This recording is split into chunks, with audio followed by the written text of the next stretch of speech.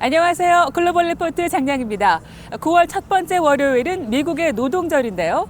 미국 노동절의 역사는 19세기 말로 거슬러 올라갑니다. 1886년 뉴욕, 시카고 등 주요 도시 노동자들이 하루 8시간만 일할 권리를 보장하라며 대규모 시위와 파업을 벌였는데요. 5월 4일 시카고의 헤이마켓 광장에서 시위 도중 폭탄이 터져 노동자와 경찰관 사망자가 발생하기까지 합니다. 헤이마켓 사건 이후 세계 여러 나라가 노동자의 투쟁을 기념하고 권익을 보호하고자 5월 1일을 국제 노동자의 날로 지정했는데요. 하지만 미국에서의 노동절은 그보다 늦은 1894년 그로버 클리브랜드 당시 대통령이 9월 첫 월요일을 노동절 휴일로 정하게 됩니다. 오늘날 레이버데이는 사회 정치적인 날이라기보다는 여름이 끝나는 날로서의 성격이 더 강한데요. 이 동부 지역 수영장들이 문을 닫는 기준이기도 하고 레이버데이 다음 날인 화요일은 대부분 미국 학교가 개학해 학부모들이 해방되는 날로 불리기도 합니다. 또 할인을 많이 하는 연중 가장 큰 쇼핑 대목 중 하나이기도 한데요. 이 세일의 실적을 월가에서는 가을철 소비 경기의 척도로 보기도 합니다. 다양하고 깊이 있는 세계 소식 글로벌 리포트 지금 시작합니다.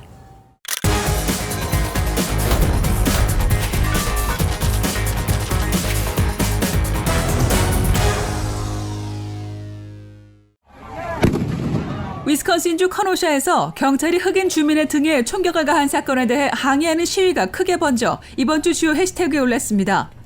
도널드 트럼프 미국 대통령은 커노샤를 방문해 피해를 본 가게 주인들과 경찰관들을 위로하고 폭력 시위는 국내 테러 행위라고 비난했는데요.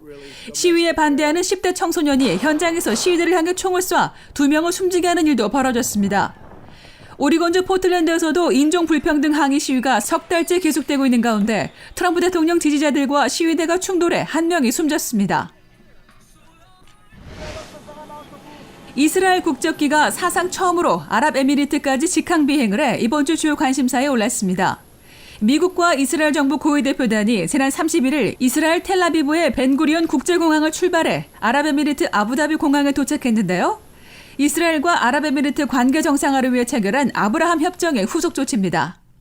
미국의 중재로 이스라엘은 아랍 국가 중에서 이집트와 요르단에 이어 세 번째로 아랍에미리트와 수교하게 됐는데요. 이란은 이번 협정 체결에 강력히 반발했고 팔레스타인 지도자들도 독립을 위한 투쟁을 약화한다며 우려를 나타냈습니다. 지난 30일 인도의 신종 코로나 바이러스 1일 신규 확진자 수가 약 7만 8천 명으로 집계돼 세계 최고치를 경신했습니다. 인도는 누적 확진자 수가 380만 명이 넘고 신규 확진자도 매일 7만 명 안팎으로 쏟아져 확산세가 세계에서 가장 심각한데요. 1일에는 해마다 수백만 명이 참가하는 공대 입학시험이 시작됐고 오는 13일엔 의대 입학시험까지 예정돼 있어 더욱 우려가 커지고 있습니다. 이외에 독일을 비롯한 유럽 각지에선 코로나 봉쇄 조치 반대에 항의하는 시위가 이어졌습니다.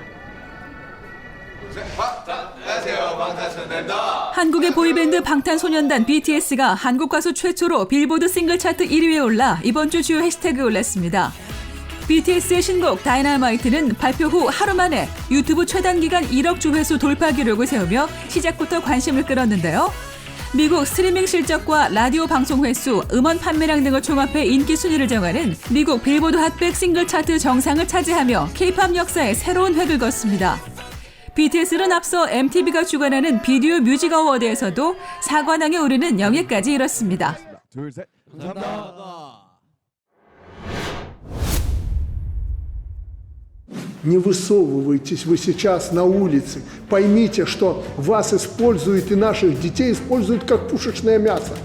Сегодня уже понаехали сюда. Нынешнее правительство должно понять, что люди уже не смогут жить в этой же Беларуси. Они хотят перемен, и они хотят, чтобы они не будут жить с этим президентом, они просто не будут ему подчиняться.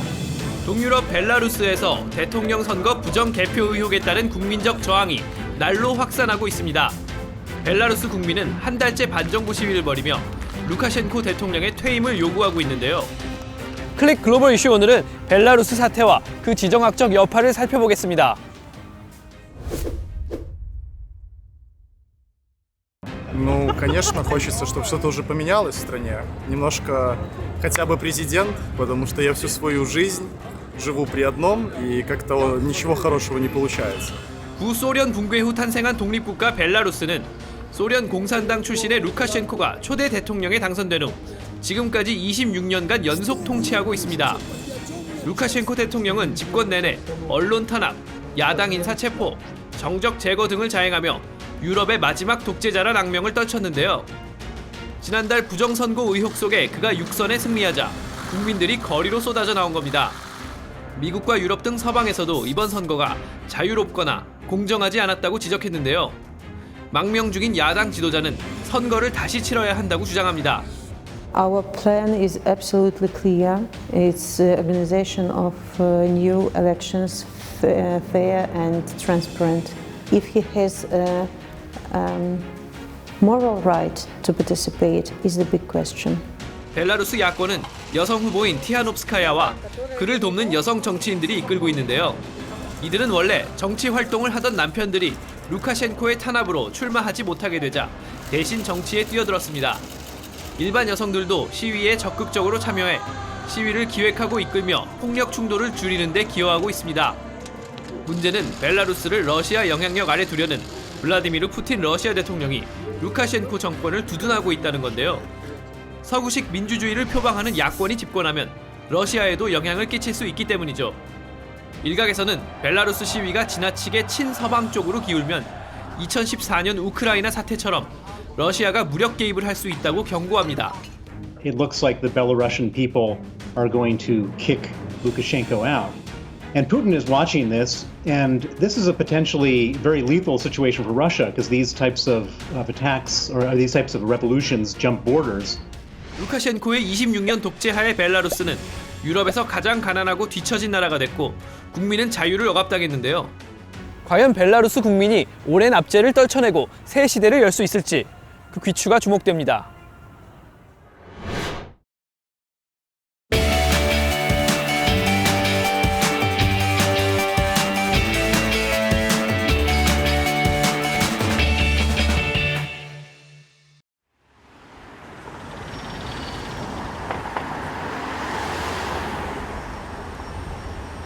I'm Sinjin Frizzell. This is my restaurant, Fort Defiance, on Van Brunt Street in the Red Hook neighborhood of Brooklyn. Fort Defiance opened in 2009, and we have served breakfast, lunch, and dinner here for 11 years. In late March, I started to order vegetables for the store, really for myself, and I put a post on Facebook to see if any of my neighbors wanted me to get them some too, and a lot of people responded because they were afraid to go into supermarkets at the time, and online delivery was sort of a mess. A lot of people responded. I ordered groceries for all of us, and it just kind of went from there. When the pandemic shut everything down, it was actually my daughter who found out that they had turned into a general store, basically. And so I started coming over here and getting stuff for my two daughters who live in apartments separate from us. Great salmon, eggs, milk, great produce, really good avocados, lemons, limes, stuff that is running out at different moments all over the city. They seem to be able to keep a semi-steady supply of. I mean, we're all making do. There was a reason that we chose the name General Store. General stores were, cornerstones of their communities all over America. And I'm hoping that's what, Fort Defiance can become too. Everyone's sort of doing things in a different way now. Like our vendors who sell us meat and fish are used to sending us, just 20-pound boxes of stuff, and now they're breaking it all down and packaging it and labeling it. I mean, everyone is learning how to be more consumer facing. We're all going through this together and, figuring it out and surviving together. To be honest, I'm really excited to get into the general store business. I really like buying products to sell to my customers. I love talking to them about it. I love the quality of the goods that we're getting here.